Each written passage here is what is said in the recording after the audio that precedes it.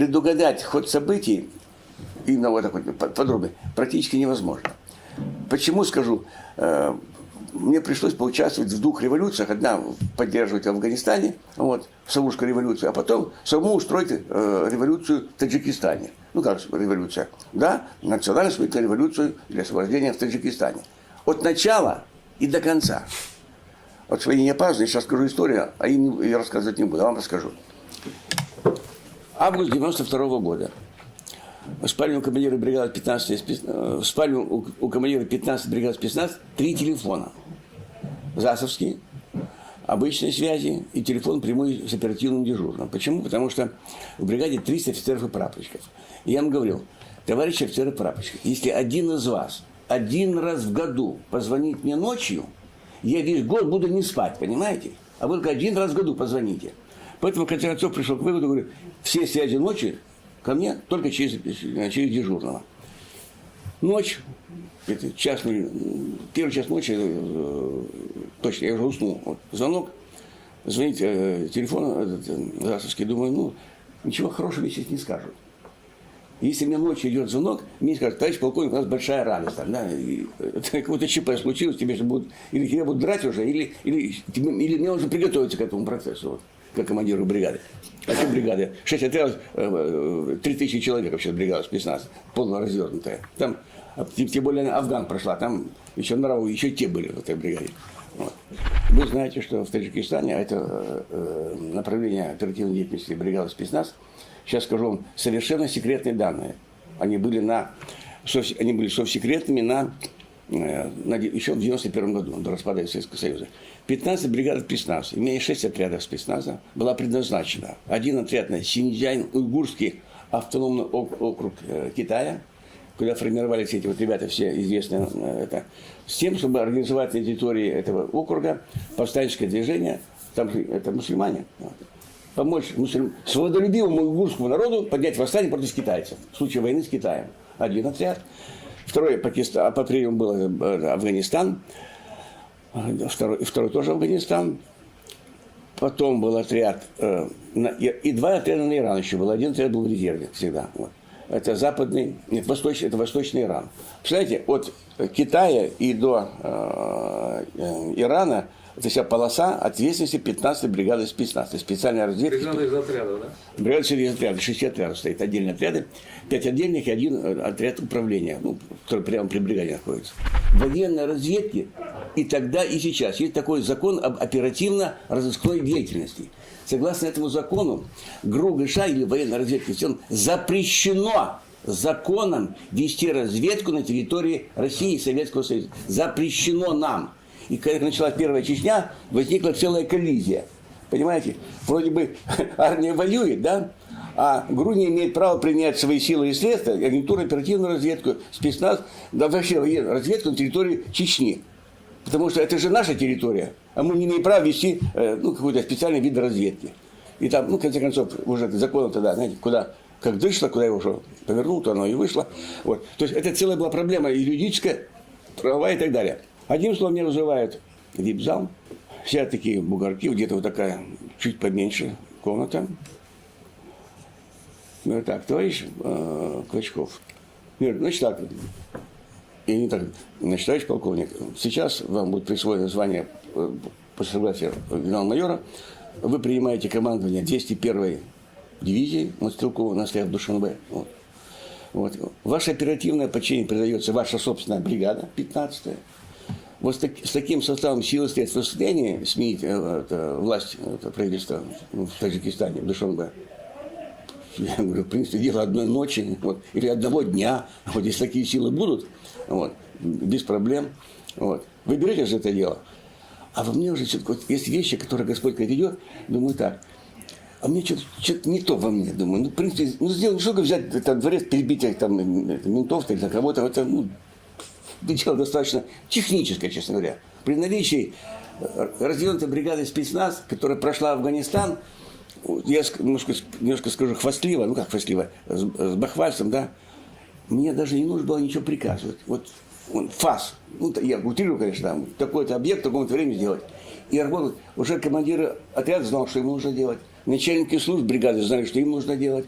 Командир роты знал, что ему нужно делать. Рота знал, что ему нужно делать. И даже боец знал, что сейчас получит пенделей и будет делать то-то и то-то. Все.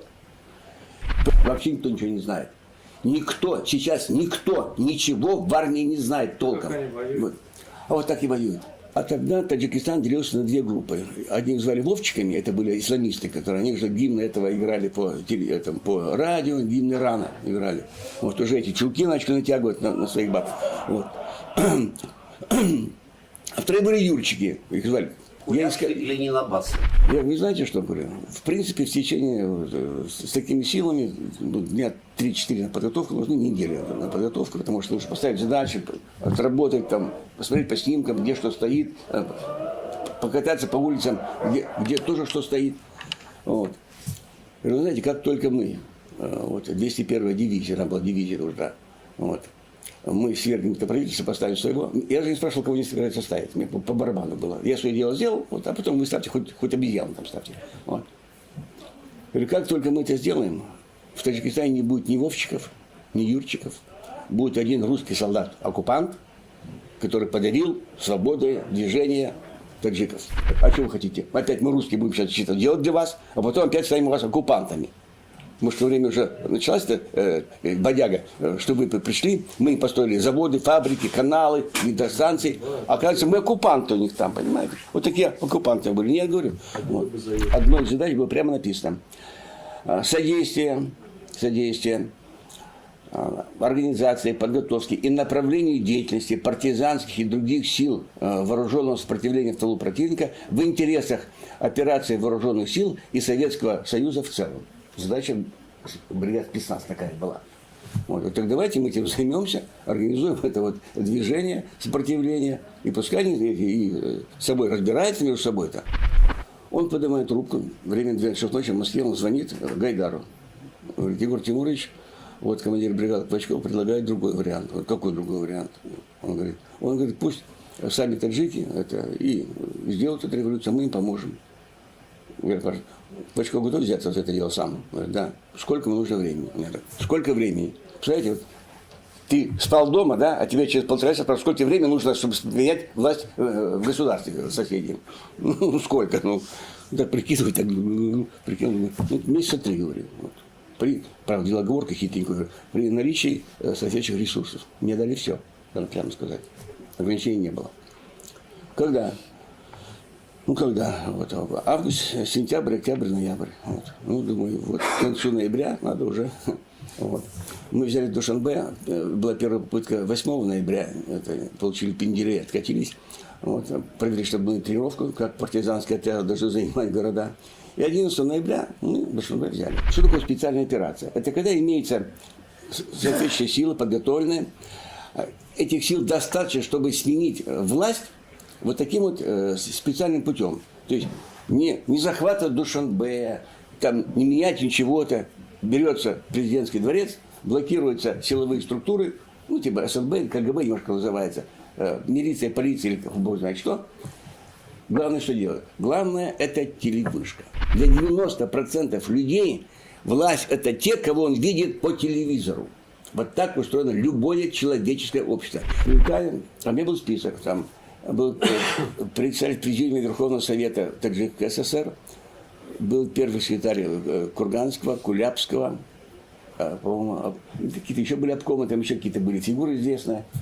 Вот с ними нужно было обговорить, чтобы решить, кого же из них, ну что, ставить на пост главы будущего правительства, по крайней мере. Я прилетаю, день, два, три, встречаюсь с этими вот. Во что превратилась советская партноменклатура к 90-му году? Это конченые ушлепки. Я матом не ругаюсь уже лет 15. Или угробки, понимаете. Это функционеры в крайней степени своего отупения.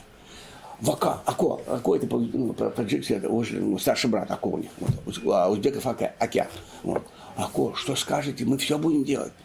Людей поднять надо. В Таджикистане происходит закрепление, укрепление исламистского режима, антироссийского, антирусского. Что нужно делать? Что скажете, понимаете? Вот это функционал, это поздний КПСС. Ведь нужно глава Народного фронта Таджикистана, да? Это фигура, которая должна поднимать людей, должна гореть освобождением. Не горишь сам, никого не подожжешь, это же ясно. Ты сам загорись, тогда и люди от тебя, может быть, загорятся. И мы сидим с ним, уже часов, наверное, 11 было, вот. И иногда вот бывает какое-то одно слово является вот ключевым, как в стекле есть критическая точка. Вот ударил по ней, и все рассыпется, да?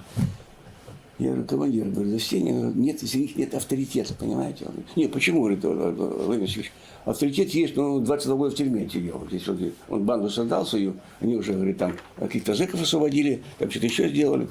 Минут 40 час максимум проходит, открывается дверь, появляется человек, я так чуть пристал.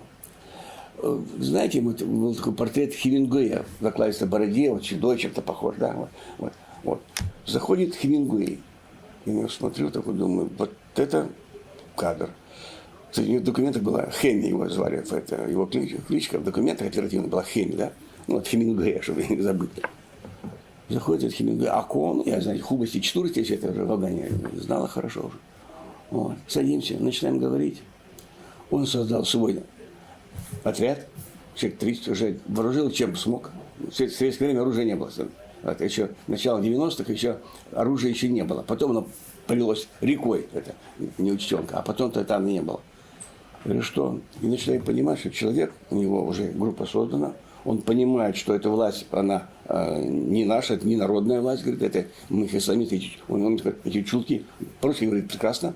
Вот, ну, отсидеть 22 года в советских тюрьмах, значит, уже русский выучил. Вот. Я начинаю понимать, что человек уже, во-первых, доказал делом, что он что-то умеет делать. Потом у него же есть структура.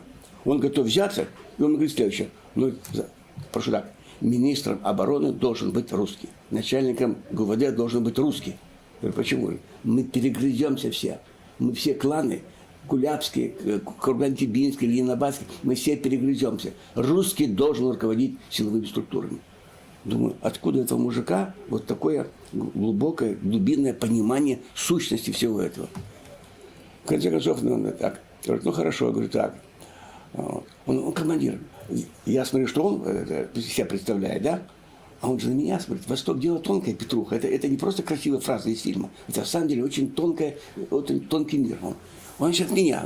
Командир, у меня там танк один. Пушка не стреляет, что-то случилось. Вот. Думаю, откуда у тебя танк взялся? Это я его цитирую. Один командир полка смеется, говорит, Васильевич. Он, говорит, скоммуниздил в военкомате Барден второй. Вот. А Барден-2, на нем КПВТ стоит пулемет, крупнокалиберный пулемет Владимира. У него капризный затвор. Вот этот затвор от КПВТ можно собрать неправильно. Вот все собрал, вот он собрал, все, а он не стреляет. Не стреляет, я сам понял, в чем дело. Говорю, там затвор, говорю, вы чистили? Чистили, командир? Ну, мы все с вами. Вот. Они пошли, два офицера, вот один из них, Саша Мусиенко, кстати. Один из них был. Вот.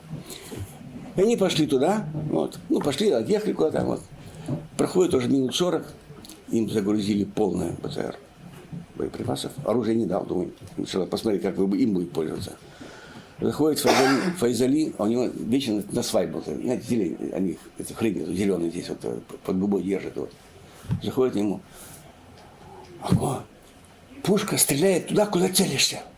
Для него это было такое откровение. Ребята пришли, просто прийти оружие к нормальному бою. Ну, выверка прицела называется по-нашему. Они ему прицел выверили, пристреляли его. И для них было такое открытие, что эта пушка стреляет туда, куда ты навешь. Оно, то есть, не пушка, а пулемет, конечно. Не пушка звали. Вот. Они говорят этому Солгаку, Солгак Саварфа звали.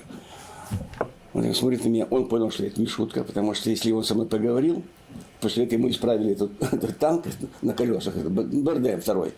Броня и пушка, это значит танк уже. Вот.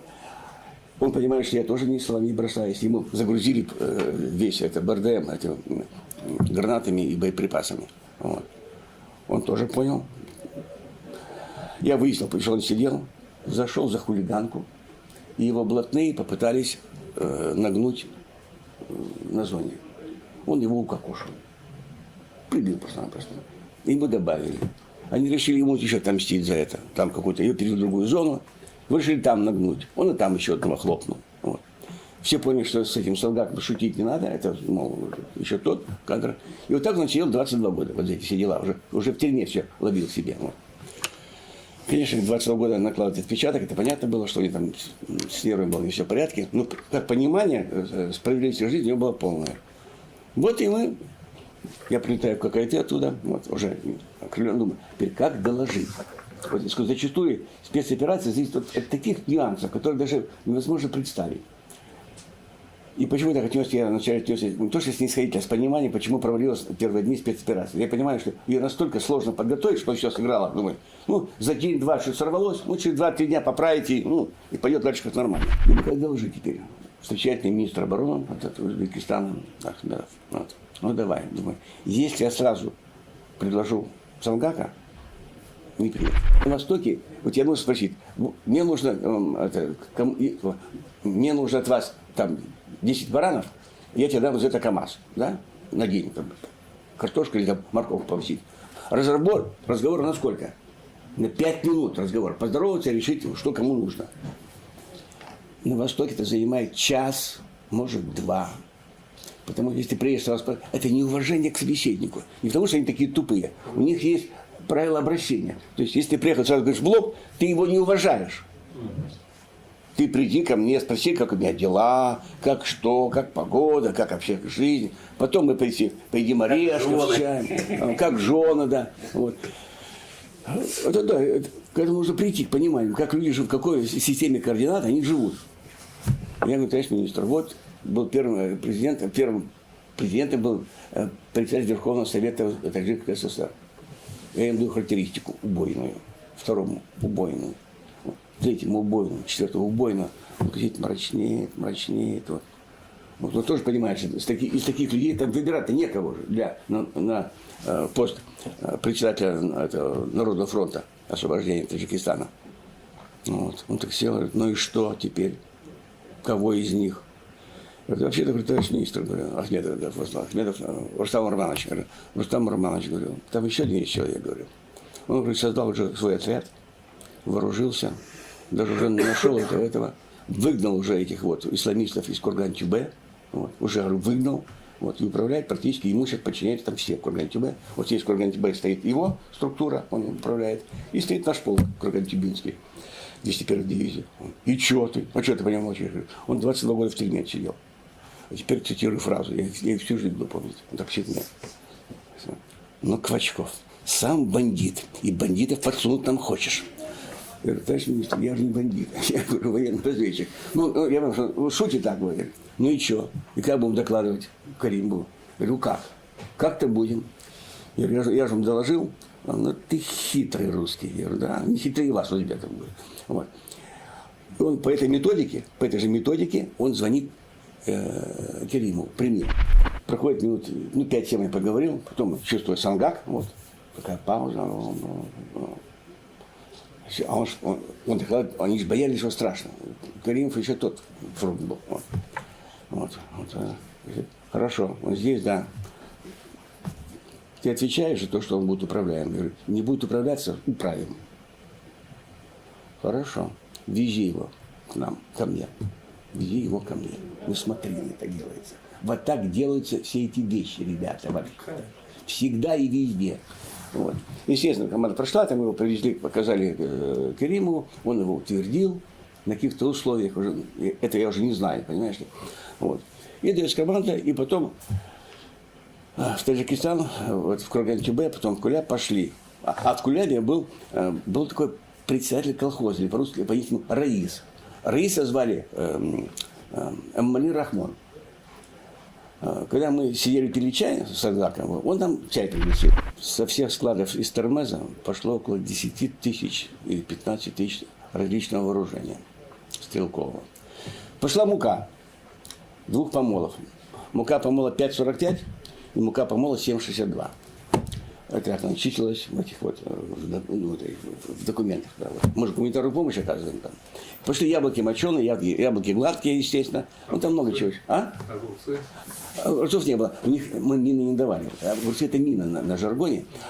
Мины. А минометов у них не было. Вот. Не давали, потому что миномет, если говорю, миномет это потрясающее оружие. Потрясающее оружие. Отдельно потом поговорим в второй части. Вот. Ну и к тому, что вот спецоперация началась. Все партизанские отряды пошли в наши группы. Группа бригады спецназ, офицер, прапорщик, группа поддержки, радист обязательно. И каждый день шла информация с Таджикистана, как и где, какой партизан отряд чем действует. Никакого отношения к офицерскому составу советской армии это почти не имело отношения. Единицы были.